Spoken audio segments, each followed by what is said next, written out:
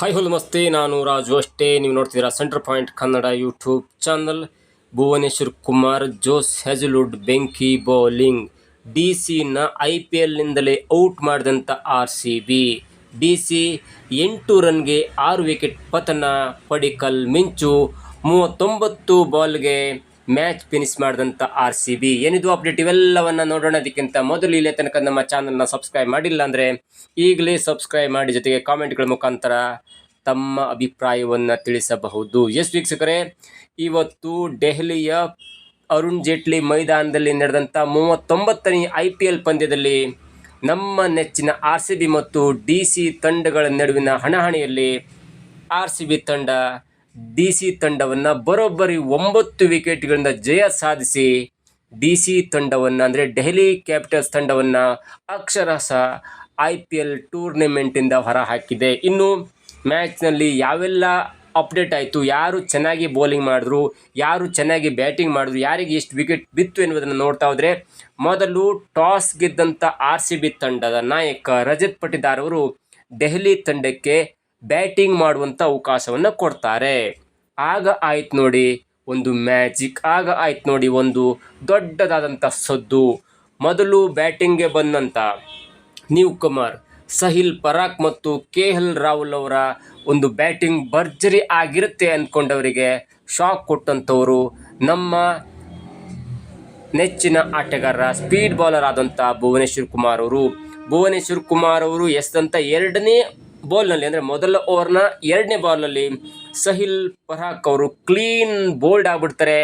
ಆ ಬೋಲ್ಡ್ ಆದ ನಂತರ ಯಾವ ಕಾರಣಕ್ಕೂ ಕೂಡ ದೆಹಲಿ ಕ್ಯಾಪಿಟಲ್ಸ್ ತಂಡ ಚೇತರಿಸಿಕೊಳ್ಳುವಂಥ ಹಂತಕ್ಕೆ ಬಿಡಲೇ ಇಲ್ಲ ಭುವನೇಶ್ವರ್ ಕುಮಾರ್ ಮತ್ತು ಜೋಸ್ ಹ್ಯಾಜಲ್ವುಡ್ ಅವರು. ಹೀಗಾಗಿ ಮೊದಲ ವಿಕೆಟ್ 0ಗೆ ಔಟ್ ಆಗ್ತಾರೆ. ಸಹಿಲ್ ಪರಾಕ್ ಅವರು 2 ಎಸೆತವನ್ನು ಎದುರಿಸಿ 0 ಸುತ್ತಾರೆ.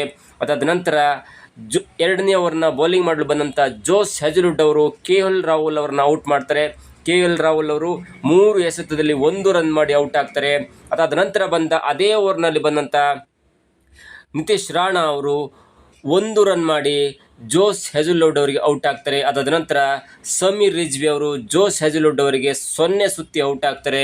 ಜೊತೆಗೆ ಸ್ಟಬ್ಸ್ ಅವರು ಭುವನೇಶ್ವರ್ ಕುಮಾರ್ ಅವರ ಒಂದು ಬೌಲಿಂಗ್ನಲ್ಲಿ 0 ಸುತ್ತಿ ಔಟ್ ಆಗ್ತಾರೆ. ಅದಾದ ನಂತರ ಅಕ್ಷರ್ ಪಟೇಲ್ ಅವರು ಭುವನೇಶ್ವರ್ ಕುಮಾರ್ ಅವರ ಬೌಲಿಂಗ್ನಲ್ಲಿ 0 ಸುತ್ತಿ ಔಟ್ ಆಗ್ತಾರೆ. ಹೀಗಾಗಿ ಮೊದಲ 3.5 ಓವರ್ಗಳಲ್ಲಿ DC ತಂಡ 8 ರನ್ಗೆ ಬರೋಬ್ಬರಿ 6 ವಿಕೆಟನ್ನು ಕಳ್ಕೊಂಡು ಸಂಕಷ್ಟದಲ್ಲಿ ಸಿಲುಕತ್ತೆ. ಜೊತೆಗೆ ಇನ್ನು ಯಾವುದೇ ಕಾರಣ ಕೂಡ DC ತಂಡ ಚೇತರಿಸಿಕೊಳ್ಳುವಂಥ ಹಂತಕ್ಕೆ ಹೋಗೋದೇ ಇಲ್ಲ. ಅದಾದ ನಂತರ ಅಭಿಷೇಕ್ ಪೊರೆಲ್ ಮತ್ತು ಮಿಲ್ಲರ್ ಅವರು ಸ್ವಲ್ಪ ಮಟ್ಟಿನ ಆಟವನ್ನಾಡಿ ತಂಡವನ್ನು 75 ರನ್ ಮಾಡುವಲ್ಲಿ ಸಫಲರಾಗ್ತಾರೆ. ಅದರಲ್ಲಿ ಮುಖ್ಯವಾಗಿ ಅಭಿಷೇಕ್ ಪೊರೆಲ್ ಅವರು 30 ರನ್ ಹೊಡೆದು ಔಟ್ ಆಗ್ತಾರೆ.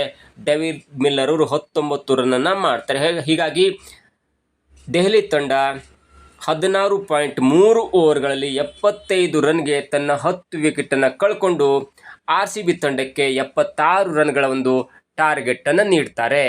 ಇದರಲ್ಲಿ ಮುಖ್ಯವಾಗಿ ಗಮನಿಸಬೇಕಂತ ವಿಷಯ ಅಂದರೆ ಭುವನೇಶ್ವರ್ ಕುಮಾರ್ ಅವರ ಬೆಂಕಿ ಬೌಲಿಂಗ್, ಜೊತೆಗೆ ಜೋಸ್ ಹ್ಯಾಜಲ್ವುಡ್ ಅವರ ಒಂದು ಬೌನ್ಸಿಂಗ್ ಆದಂಥ ಬೌಲಿಂಗ್ ಇದೆಯಲ್ಲ, ಅದಕ್ಕೆ ತತ್ತರಿಸಿದಂಥ DC 4ರಿಂದ 5 ಜನ 0 ಸುತ್ತಿ ಔಟ್ ಆಗ್ತಾರೆ. ಅದರಲ್ಲೂ ಮುಖ್ಯವಾಗಿ KL ರಾಹುಲ್ ಆಗಿರ್ಬೋದು, ನಿತೀಶ್ ರಾಣಾ ಆಗಿರ್ಬೋದು, ಸಮೀರ್ ರಿಜ್ವಿ ಆಗಿರ್ಬೋದು, ಸ್ಟಬ್ಸ್ ಆಗಿರ್ಬೋದು, ಅಕ್ಷರ್ ಪಟೇಲ್ ಆಗಿರ್ಬೋದು, ಜೊತೆಗೆ ಡೆಬ್ಯೂಟೆಂಟ್ ಸಹಿಲ್ ಆಗಿರ್ಬೋದು, ಇವರು ಯಾರು ಕೂಡ ಒಂದು ಉತ್ತಮವಾದಂಥ ಬ್ಯಾಟಿಂಗ್ ಮಾಡುವಂಥ ಅವಕಾಶ ಪಡ್ಕೊಂಡ್ರೂ ಕೂಡ ನಮ್ಮ RCB ಬೌಲರ್ಗಳು ಅವರನ್ನು ಕಟ್ಟಿ ಹಾಕಿದರು. ಅದರಲ್ಲೂ ಮುಖ್ಯವಾಗಿ ಇಬ್ಬರು ಬೌಲರ್ ಅಂತ ಹೇಳ್ಬೋದು. ಭುವನೇಶ್ವರ್ ಕುಮಾರ್ ತಾನು ಹಾಕಿದಂಥ 3 ಓವರ್ಗಳಲ್ಲಿ 5 ರನ್ನನ್ನು, ಕೇವಲ 5 ರನ್ನನ್ನು ಕೊಟ್ಟು ಬರೋಬ್ಬರಿ 3 ವಿಕೆಟ್ಗಳನ್ನ ಪಡ್ಕೊಳ್ತಾರೆ. ಅವರ ಜೊತೆಯಾದಂಥ ಬೌಲರ್ ಆದಂಥ ಜೋಸ್ ಹ್ಯಾಜಲ್ವುಡ್ ಅವರು 3.3 ಓವರ್ಗಳನ್ನು ಬೌಲಿಂಗ್ ಮಾಡಿ 12 ರನ್ನನ್ನು ನೀಡಿ ಬರೋಬ್ಬರಿ 4 ವಿಕೆಟನ್ನು ಪಡ್ಕೊಳ್ತಾರೆ. This is the fantastic bowling ಅಂತ ಹೇಳ್ಬೋದು. ಜೊತೆಗೆ RCBಯ ಫೀಲ್ಡಿಂಗ್ ಆಗಿರ್ಬೋದು, RCBಯ ಒಂದು ಪ್ಲ್ಯಾನಿಂಗ್ ಆಗಿರ್ಬೋದು, ಎಲ್ಲವೂ ಕೂಡ ಚೆನ್ನಾಗಿತ್ತು. ಆದರೆ ಮಿಡ್ಲ್ ಓವರಲ್ಲಿ ಭುವನೇಶ್ವರ್ ಕುಮಾರ್ ಮತ್ತು ಜೋಸ್ ಹ್ಯಾಜಲ್ವುಡ್ ಅವರು 1 ಓವರನ್ನು ಹಾಕಬಹುದಿತ್ತು ಎನ್ನುವಂಥ ಕಾಮೆಂಟೇಟರ್ಗಳ ಲೆಕ್ಕಾಚಾರ ಸರಿಯಾಗಿತ್ತು. ಅದರ ಮಧ್ಯೆ ಕೃಣಾಲ್ ಪಾಂಡ್ಯ, ರೋಮೇಶ್ ಶೆಪರ್ಡ್ ಮತ್ತು ಸುಯೇಶ್ ಶರ್ಮಾ ಅವರು ಬೌಲಿಂಗ್ ಹಾಕಿದ್ರು. ಆ ಮಧ್ಯದಲ್ಲಿ ಒಂದು ಓವರ್ ಬಾಕಿ ಇರುವಂಥ ಭುವನೇಶ್ವರ್ ಕುಮಾರ್ ಅವರ ಒಂದು ಬಾಕಿ ಇರುವಂಥ ಓವರ್ ಹಾಕಿದರೆ DC ತಂಡ 75 ರನ್ನಕ್ಕೂ ಮೊದಲು ಔಟ್ ಆಗುವಂಥ ಸಾಧ್ಯತೆ ಇದೆ ಅನ್ನುವಂಥ ಲೆಕ್ಕಾಚಾರ ಅನೇಕರು ವ್ಯಕ್ತಪಡಿಸಿದರು. ಇನ್ನು 75 ರನ್ಗಳ ಸುಲಭ ಗುರಿಯನ್ನು ಬೆನ್ನತ್ತಿದಂಥ RCB ತಂಡ ಕೇವಲ 39 ಎಸೆತದಲ್ಲಿ 75 ರನ್ಗಳ ಟಾರ್ಗೆಟನ್ನು ರೀಚ್ ಮಾಡಿ ಅತ್ಯಂತ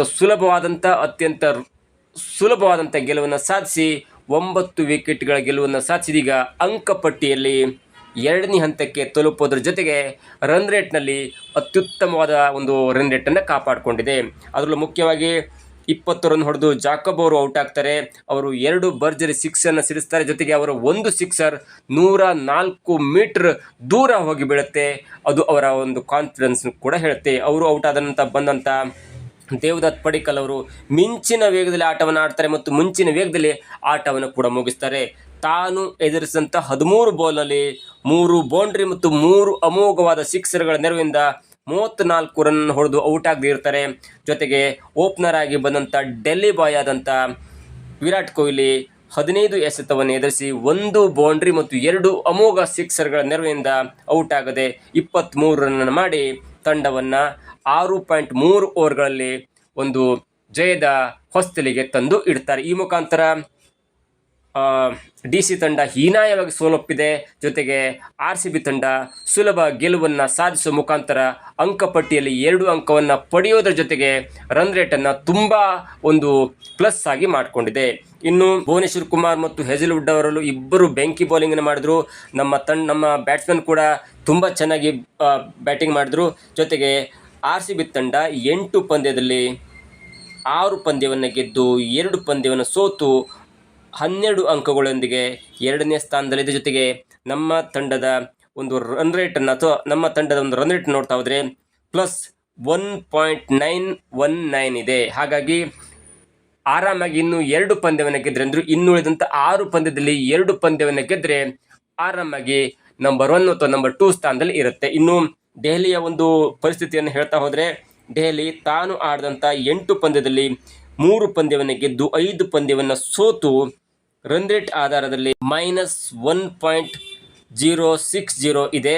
ಜೊತೆಗೆ 6 ಅಂಕಗಳೊಂದಿಗೆ ಇದೀಗ 7ನೇ ಸ್ಥಾನದಲ್ಲಿ ಇದೆ. ಇನ್ನು DC 1 ಪಂದ್ಯವನ್ನು ಸೋತರೂ ಕೂಡ ಮನೆಗೆ ಹೋಗ್ಬೋದು. ಆದರೆ ಇನ್ನುಳಿದಂಥ 6 ಪಂದ್ಯವನ್ನು ಗೆಲ್ಲಬೇಕು. ಜೊತೆಗೆ ಒಳ್ಳೆಯ ರನ್ ರೇಟಲ್ಲಿ ಗೆದ್ದರೆ ಮಾತ್ರ ಪ್ಲೇ ಆಫ್ಗೆ ಹೋಗುವಂಥ ಸಾಧ್ಯತೆ ಇದೆ. ಇನ್ನುಳಿದ 6 ಪಂದ್ಯದಲ್ಲಿ 1 ಪಂದ್ಯವನ್ನು ಸೋತರೂ ಕೂಡ ಮತ್ತೆ DC ತಂಡಕ್ಕೆ ಯಾವುದೇ ಒಂದು ಸಾಧ್ಯತೆ ಇರಲ್ಲ. ಹೀಗಾಗಿ DCಯನ್ನು IPLನಿಂದಲೇ ಔಟ್ ಮಾಡಿದಂಥ RCB ಭುವನೇಶ್ವರ್ ಕುಮಾರ್, ಹೆಜಲ್ವುಡ್ ಅವರ ಬೆಂಕಿ ಬೌಲಿಂಗ್ಗೆ DC ತತ್ತರ. ಇದಾಗಿತ್ತು ಇವತ್ತಿನ ವಿಶೇಷ. ನೋಡ್ತಾ ಇರಿ centre point Kannada YouTube channel.